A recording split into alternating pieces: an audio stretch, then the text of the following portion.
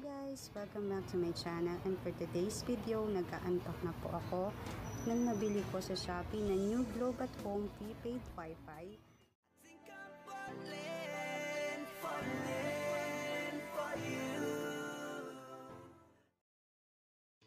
Hello guys, welcome back to my channel, and for today's video, nag-a-unpack na po ako ng nabili ko sa Shopee na new Globe at Home prepaid Wi-Fi. Pero ito po ay open line na.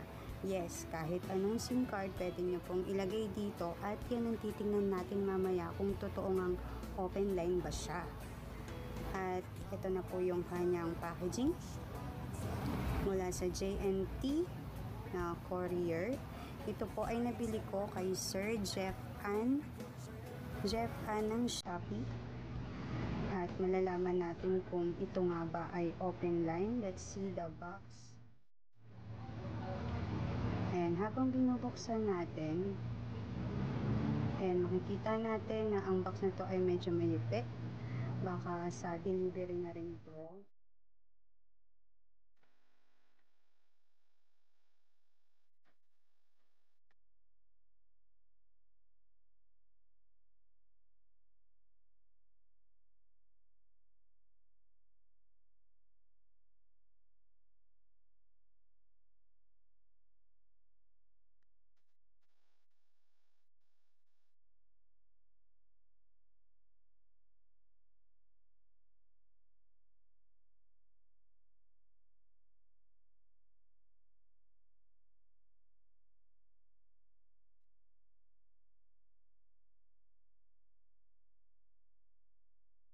Kung mapapansin nyo, ito ay tampered na.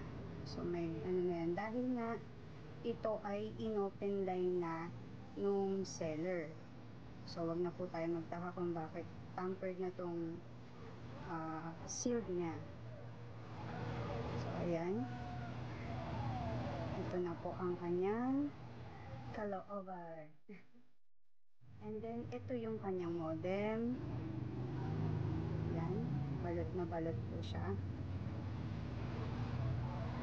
Yung ating Globe at Home prepaid Wi-Fi modem. At ito yung kanyang mga paraphernalia, which is yung user guide,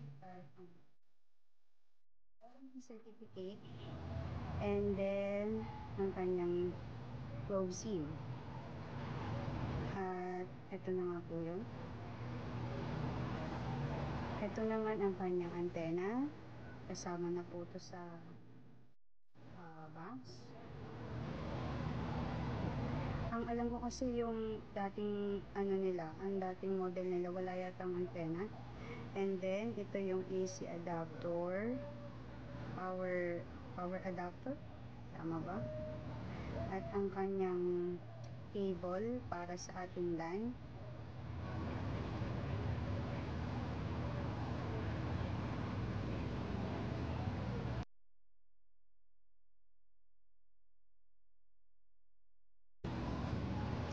So, buksan na po natin itong ating modem.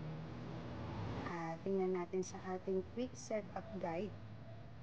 Ang sabi dito, number 1, ay ilagay natin itong antena sa ating modem. Ayan, ikot-ikutin lang. Gaya ng pagpapaipat ng X-mo. So, ayun, ang ating adapter, ikakabit na po natin. Ipa-plug na po natin ito sa kanyang likod at sa ating socket. So, hintayin po natin mag-ilaw ang mga dapat mag-ilaw. Ito naman ang ating smart SIM. Para patunayang ito nga ay legit, 100% open line.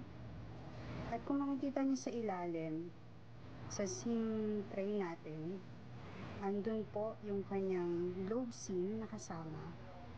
Ito po yung may 10 GB na free.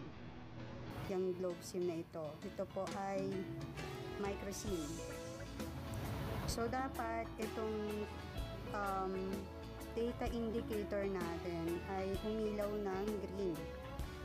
Kapag in-access na natin yung ating smart SIM, ayan, pinasok ko na po sa loob. Kung makikita nyo, red pa po siya kasi binabasa pa lang po yan ng ating modem. So, kailangan yan ay mag-turn into blue pala, sorry, not green. Kailangan siya mag-turn into blue, kagaya nito. So, ayan. 100% open line po siya. At pwede na natin itong magamit sa pag-surf online. Ayan, any SIM po pwedeng gamitin. Pati, hindi ko pa po natatry dito yung token text at saka Sun Cellular, pero sa ngayon, dahil okay na po yung smart natin, ito po ay 100% open line. So, thank you po sa panonood.